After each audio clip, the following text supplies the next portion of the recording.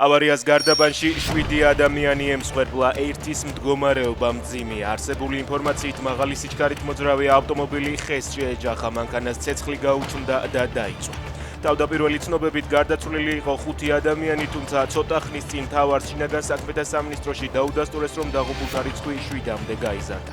უსტავი გარდაბნის გზის ნაწილი მომხდარის გამო გადაკეტილია.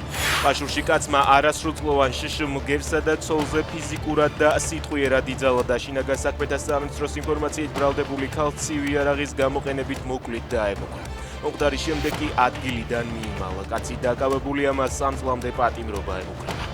საქართველოში რეჟიმის პრორუსულ რუპორებს ევროპარლამენტში შესვლა აეკრძალათ, ასე ეხმაურება პოლონელი ევროპარლამენტარი ქშიშტოფ ბრეიზა იმედის რუსთავიურისა და პოსტივის მიმართ დაწესებულ შეზღუდვებს. ბრიტანეთის მიერ დასანქცირებული და ახლა ევროკავშირის მიერ შეზღუდვა დაწესებული ტელეიმედის წამყვანი კი აცხადებს, რომ სანქციები იმედის წინააღმდეგ იმას ამტკიცებს, რომ მათ კრიტიკულ კითხვებზე პასუხი არ აქვს. პროპაგანდისტულ მაუწყებლებს დილიდან იცავენ ოცნების წევრები და თავს ამჯერადაც ევროსტრუქტურებს ესხმიან.